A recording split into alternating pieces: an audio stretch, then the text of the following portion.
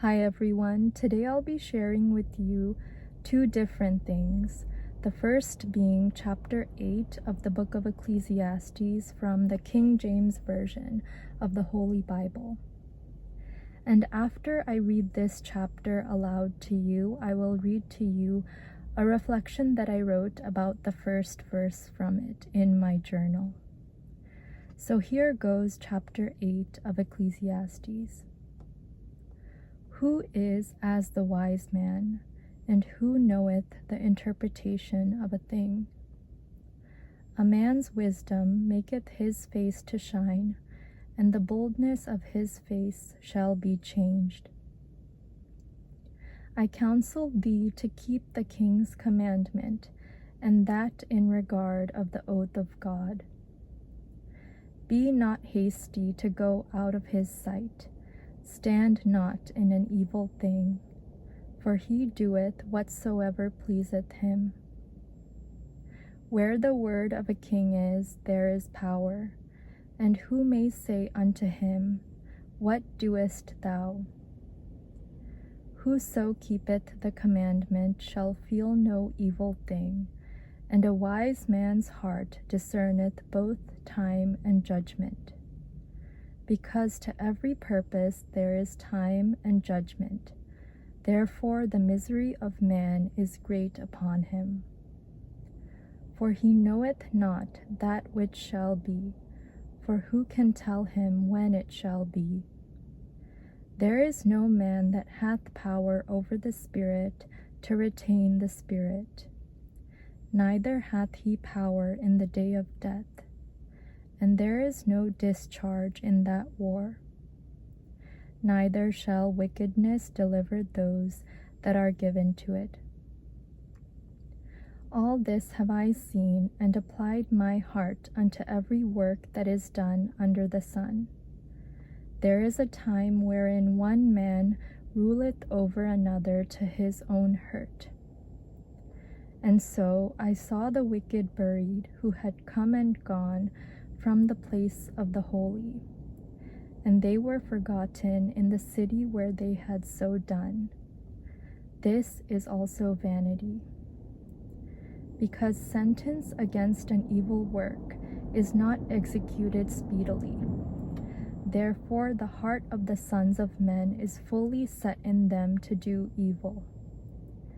Though a sinner do evil 100 times, and his days be prolonged, yet surely I know that it shall be well with them that fear God, which fear before him.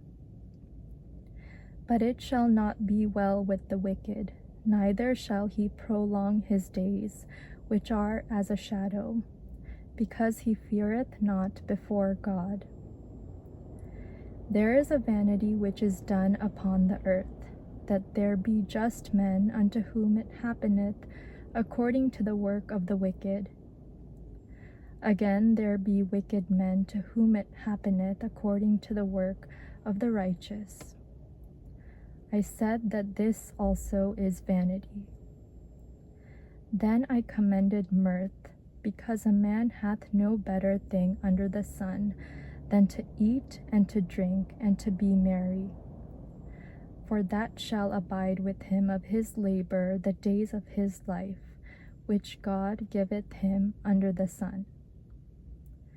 When I applied mine heart to know wisdom, and to see the business that is done upon the earth, for also there is that neither day nor night seeth sleep with his eyes.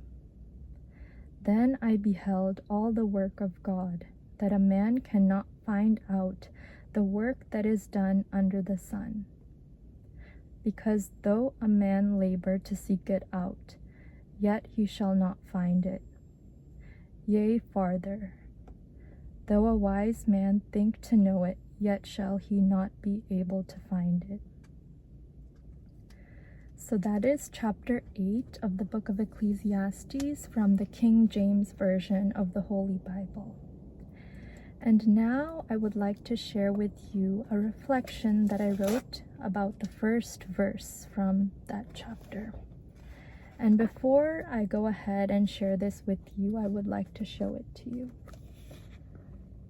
So it starts there on that page, and then it goes on to the next page.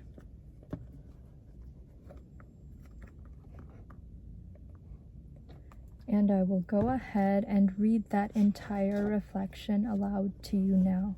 Here it goes. Wednesday, June 4th, 2025. By the way, I wrote this yesterday. When the light of wisdom glows within us, it brightens the path we take and the stance we hold. The 8th chapter of Ecclesiastes begins by honoring wisdom, an inner strength that shows itself outwardly. Who is as the wise man, and who knoweth the interpretation of a thing? A man's wisdom maketh his face to shine, and the boldness of his face shall be changed. And that is Ecclesiastes 8:1. Wisdom offers calm confidence and a boldness shaped by experience and understanding.